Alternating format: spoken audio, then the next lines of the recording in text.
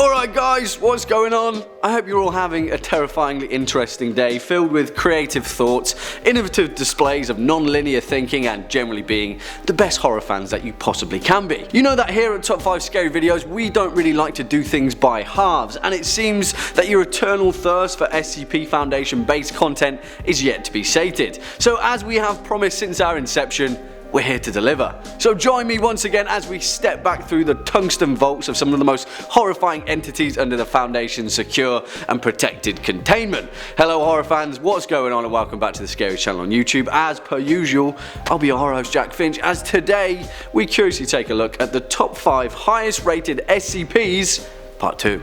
Roll clip.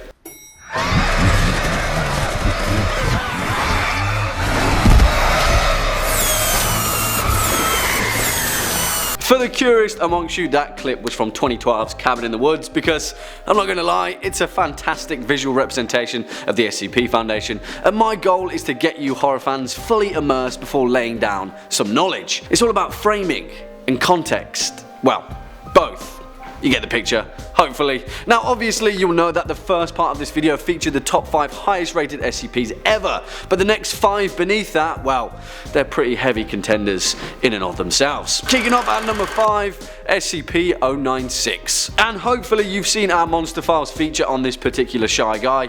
If not, why don't you hit that playlist, check it out. It's pretty good, if I may say so myself. Strangely enough, SCP-096 is actually one of the most beloved entities within the SCP Foundation canon, and he's managed to amass an absolutely mammoth fan base who are terrified by the thought of accidentally looking at this guy in the eye. Also, don't worry about the artistic depictions being spliced within this video. I've personally looked through them and I'm fine.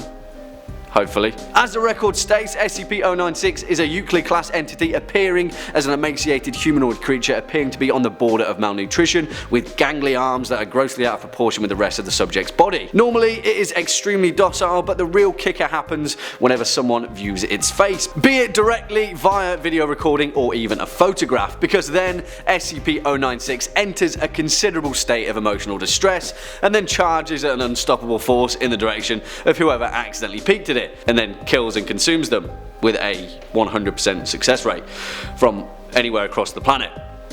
Yeah.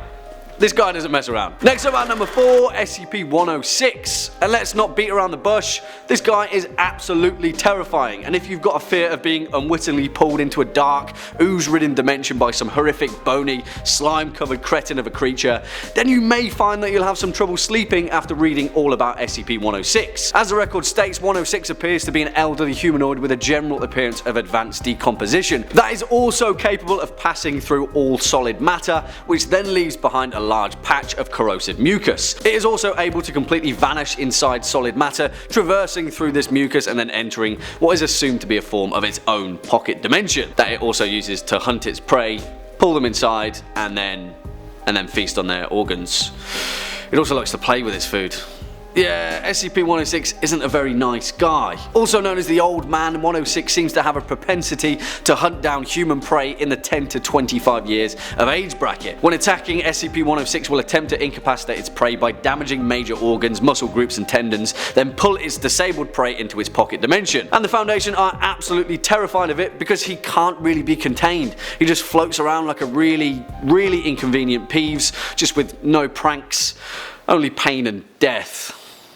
Man, this guy is depressing. Swinging in at number 3, SCP-049. Yeah, and a guy that actually is a pretty decent dude, if not a little bit misunderstood.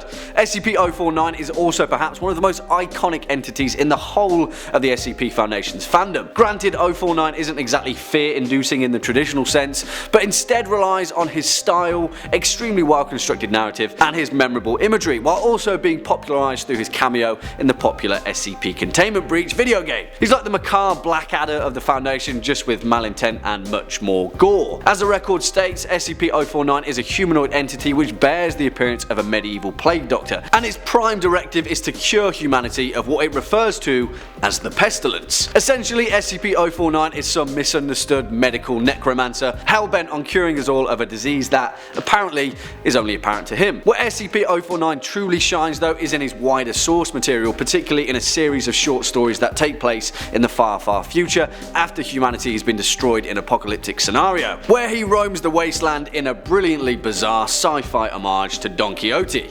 You should read it.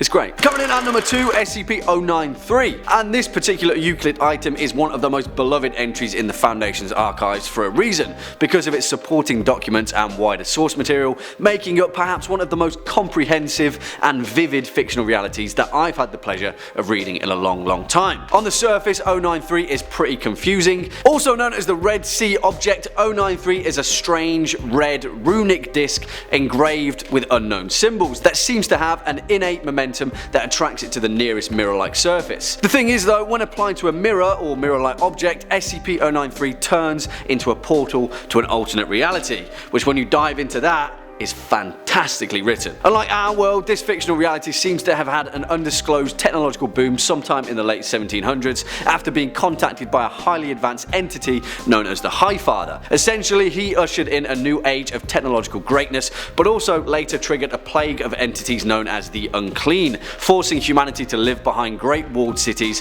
while these creatures roamed around the planet like a horde of floating zombies trying to consume the last remnants of civilization. Honestly, I don't really want to spoil anything because the supporting documents for SCP-093 are actually brilliant, so give them a read. And finally, coming in at number 1 spot, SCP-682.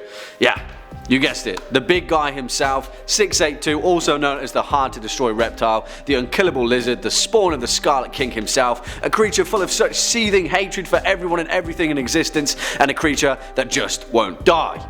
Ever. Apart from in the events of 2935, but that's by the by. Honestly, if you've got a spare few hours, just trawl through the hundreds upon hundreds of test logs that make up the Foundation's attempts at trying to kill this guy. They've literally tried everything, including some of the most powerful entities in the Foundation's possession, and none of them ever have a lasting effect. In fact, SCP-682 regenerates, consumes whatever's wounded him, and adapts for the next time. As the record states, SCP-682 is a large, vaguely reptile-like creature of unknown origin, although it is widely considered that he's a leviathan of the Scarlet King's creation. It has a hatred of all life, which it often expresses vocally to Foundation researchers, and it just won't ever die. 682 has been witnessed on several occasions moving and speaking, with over 87% of its body completely destroyed or rotted. Of course, 682 is a Keter-class entity, and it's the truest definition of a thorn in the Foundation's side, because they can't do anything with it. He's like that annoying house guest that just won't leave, but will more than likely eat you in a burst of violent gore.